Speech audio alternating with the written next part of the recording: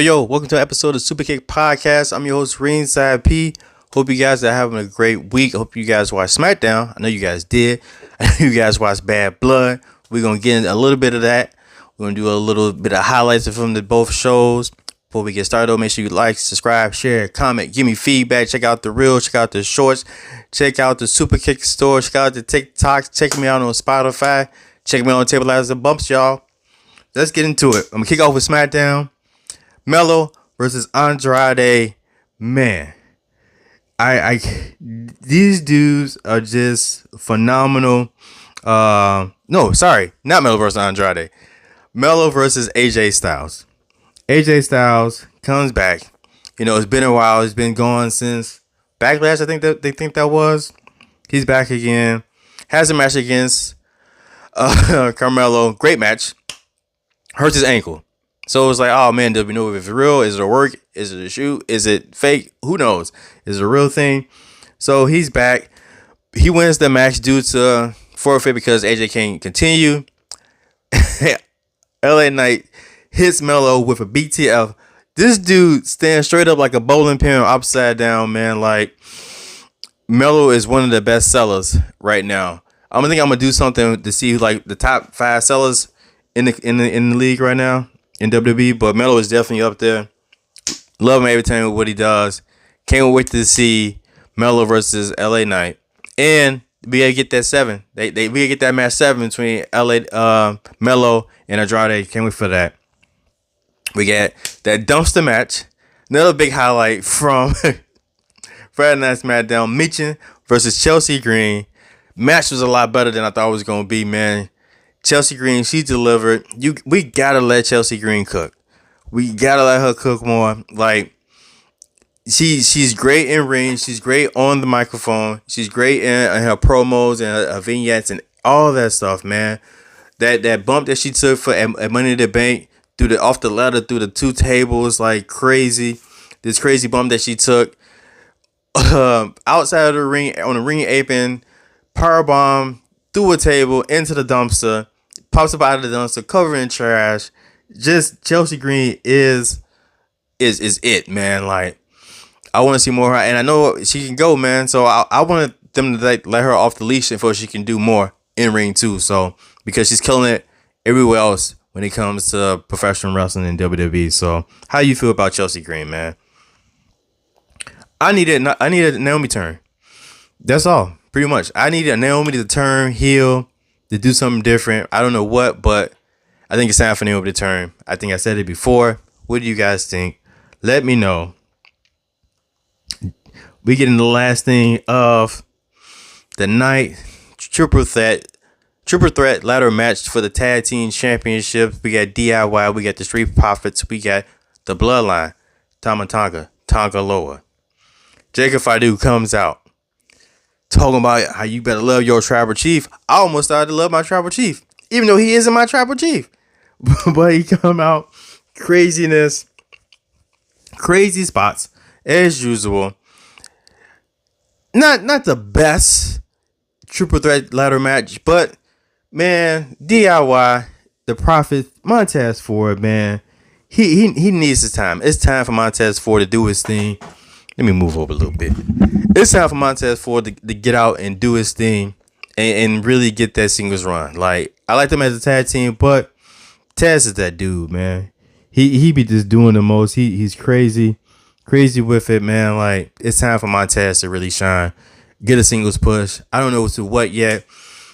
Maybe when we get another draft and maybe Raw, he moves to Raw. I don't know, man, but it's time for Taz to do something else. They dropped the ball with this whole the Pride thing, Bobby Lashley and the Profits. And the Profits are back into the tag team title hunt, but they're not going to the tag team title to be able to do more with it.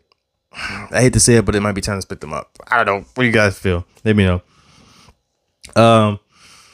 We get Tama Tonga climbing the ladder. He up there climbing the ladder like he a baby deer that just been born. Can't stand the ladder trembling. I could have sworn this dude's going to fall off the ladder. And just fall and just because Tonga gonna do Tonga lower things, you know, and that's what I was looking for, and I thought that was gonna happen Friday night. But he pulls down the titles. They're still tag team champions. The Bloodline, the Tongas out here Wrecking Shop. Let's get into Hell in a Cell from Bad Blood, man. We didn't know. I think it was up in the air about what should be the main event for Bad Blood. Should it be the Hell in a Cell match between CM Punk and Drew McIntyre, or was it going to be the tag team match that contained Roman Reigns, Cody Rhodes versus Jacob Fatu and Solo? I mean, even though I think I really wanted the Hell in a Cell to be the last match, but it's the Bloodline storyline. It's still the biggest storyline in wrestling, so it would be kind of difficult to see that not being the main event, right?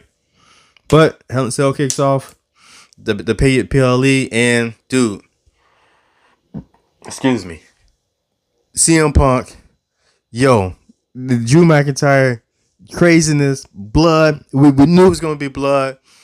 It was, man, just bloody, man. It was what it was supposed to be. Like, if this is the last match between them to end their feud, this is crazy. I don't want the feud to end. I want it to be an everlasting feud. Like, yo, if they cross paths, it's on sight no matter what. They always gonna have beef. They always gonna hate each other.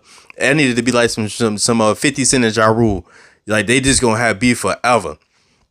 But I mean, wrenches to the head, getting thrown into the cage face first, like the bumps that Drew McIntyre tried to hit Claymore and hit his back on the steel chairs, the steps. It was just like the stuff that was happening in there. I just couldn't believe that they were just doing that just for our entertainment. Like, yo, you guys are psychopaths, but I love it though. Happy CM Punk won. I don't know what's next to Punk. Is he going after Gunther? But maybe get into that a little later. But I don't know. Is this over for Drew McIntyre? For now, does he take a break? Does he come back? What would you like to see next for the both of those guys? I don't think we're gonna get Punk for Seth right now. Seth can be titled with Bronson Reed. I don't know what Drew McIntyre is doing right now. He might be just, like I say, he might take a break. But I don't know when he comes back what's for him to do when he comes back. You know? And like I say, what's next for Punk? We'll see. Another thing that kind of the Priest Spurs Finn Balor match. Good match. Before I get into, I guess I'm gonna get into a little bit of Nia versus Bayley, right? They keep teasing this Tiffany Stratton not cashing in, opportunity. Nia always cashing the end of what Tiffany's done. I don't know if I'm ready for Tiffany Stratton to turn face, because I feel like that's what's coming. Nia is being this opposing character to Tiffany Stratton, choking her out, choking her, stuff like that. Man, and it seems like it's going to be rushed. I don't know when she'll cash in, but I don't know if I want her to cash in and be heel. Can she cash in and still be, I don't know if I want her to cash in and be face. Can she cash in and still be heel? I mean, anything's possible in the E, so we can see. But what would you like for Tiffany Stratton, man? Let me know. Let's get into Damian Priest versus Finn Balor. Solid match. Nothing too crazy. I love how they've been booking Damian Priest, man. He's out here. He's looking fierce, dominant, unstoppable at times. And I think that's what's needed for him, He gets the win, but I don't think it's over yet. Do you guys think it's over? I think Finn's going to try to get his lick back on Monday Night Raw. Try to get some revenge. I don't think it's settled yet between the two of them. I think they need to have a couple more matches. And then they might do another like best of 3, something like that. So I don't know. How did you guys enjoy Finn versus Damian Priest? Was you guys happy with the outcome? Did you want Finn to win? Did you want Damian Priest to win? And if this is over between Damian Priest and Finn Balor, what's next for the both of them? You know what to do. Now we get into something that we didn't ask for. Who asked for this, right? Triple H comes out. We see a little podium out there. We see what looked like to be a title covered up in the middle ring. And we're like, yo, yes, finally, these women mid-card titles, what we've been asking for months and months, we're getting those, right? We're getting those. Triple H's like, nah, gotcha. Gotcha. Yo, what is this crown jewel title, dog? Like, it looks like a big old, if you was to blow up the Super Bowl ring, this is what it looks like. Like, no one asked for this. Like, this doesn't help anything at all with the division. It's like bragging rights. Like, I was talking with my guys Charles earlier, and I was like, man, some of these crown jewels super shows have been the worst. Like, traumatic in a sense. Like, we think about some of the matches that we had over there. We had DX versus Kane and Undertaker. Why did we have that? Huh? Why did we have that? I had to see Shawn Michaels bald, man. Why? Why ruin my image of Shawn Michaels of HBK, man? He got to be bald now? Why? We had that match. We had Goldberg versus Undertaker. Almost paralyzed Undertaker. What? He almost break heart the Undertaker. Like, what are we doing? What are we doing over there? Right? No, we didn't ask for that. What else do we have?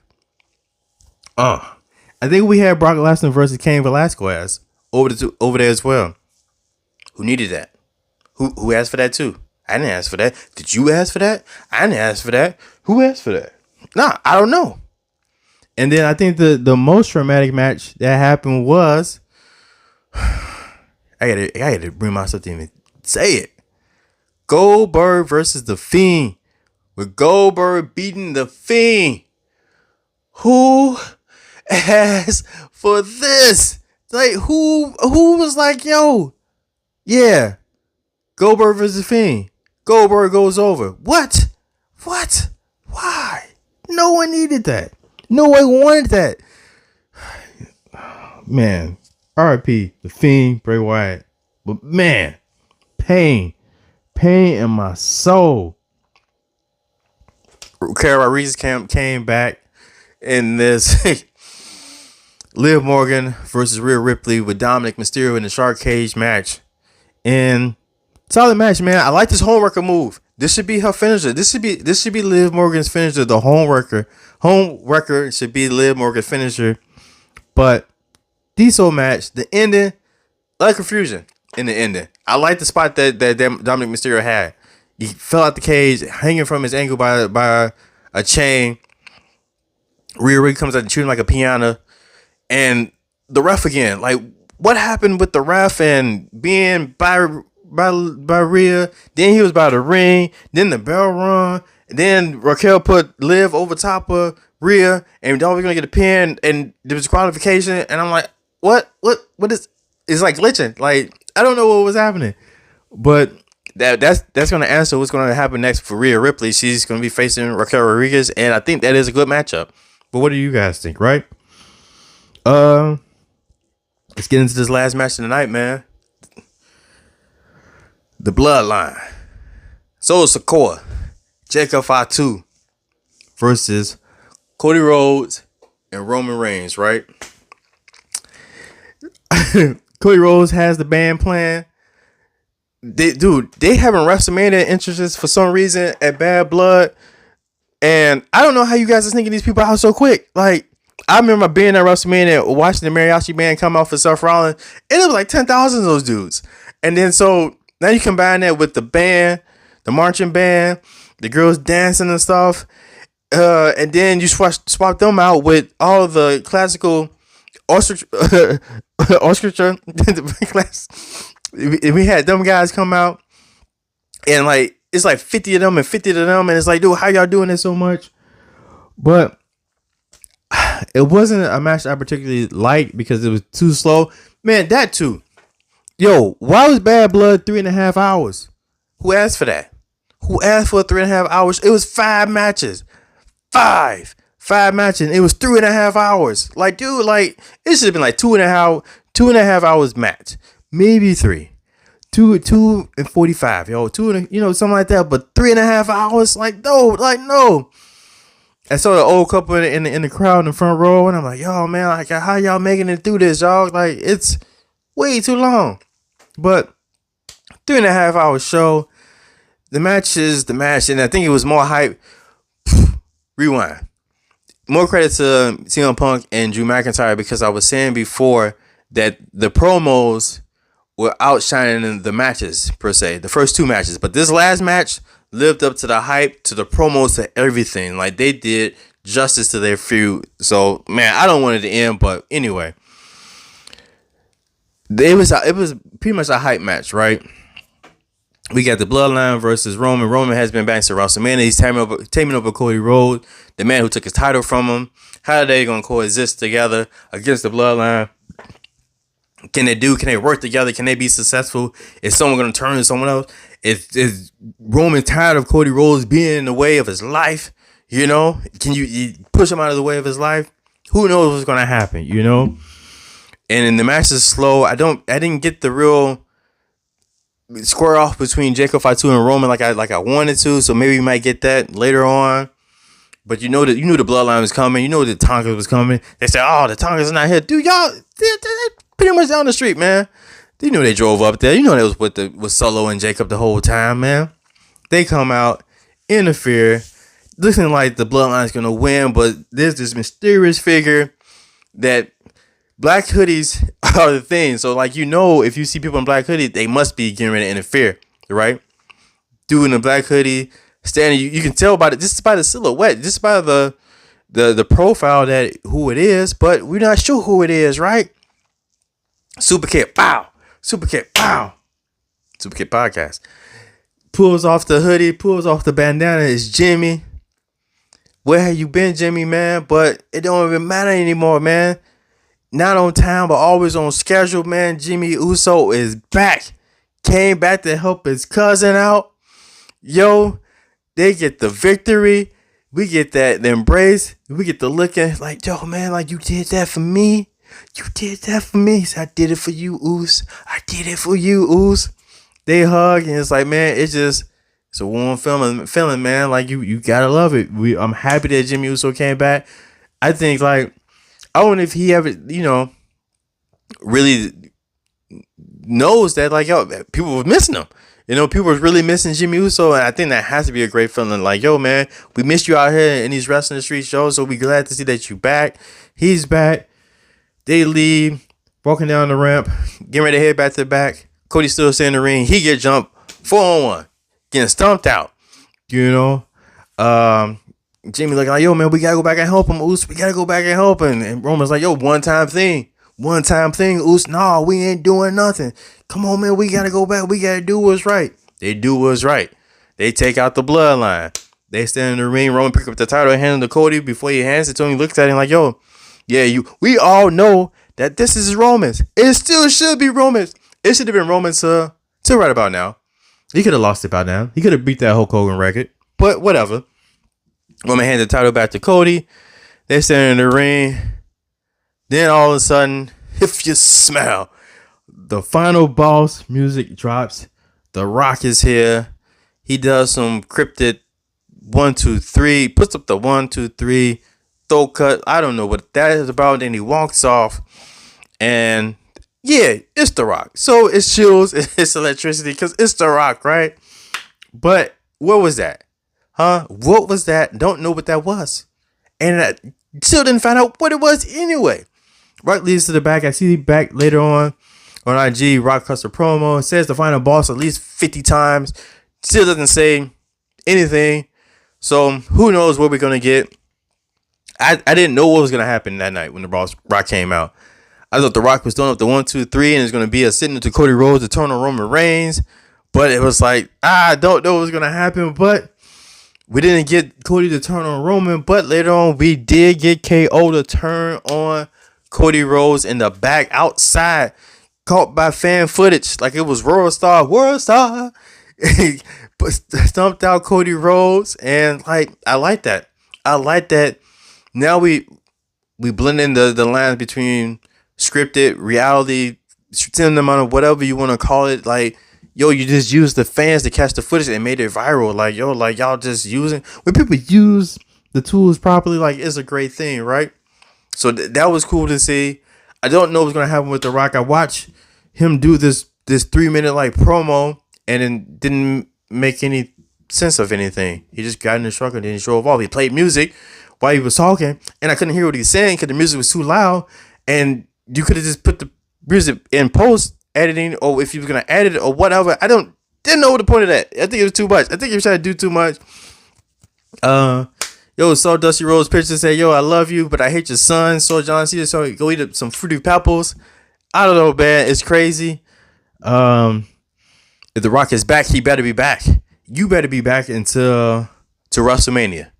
I know you got Moana 2 coming out in November, but hey, man, you already filmed it. You don't need to go do it. Just phone that in.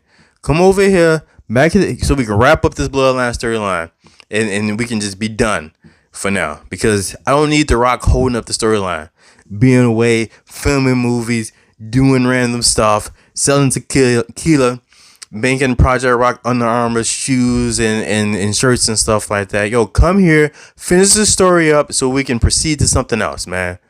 But, man, how do you feel about the Final Boss coming back? How do you feel about Jimmy Uso coming back? They not the ones. Got to get that shirt. How do you feel about that new shirt, though? Right? How do you feel about Kevin Owens turning on Cody Rhodes? I thought it was going to be Randy Orton. Did Kevin Owens do that on his own? Or did someone send him to do that? We don't know. We're going to have to find out, though. But thank you guys for rocking with me. Thank you guys for tuning in. Make sure you guys Gunther chop that subscribe button. Make sure you like. Make sure you share. Check out the Reels. Check out the TikTok. Check out the Shorts. Check out the Spotify. Check out the Superkick store.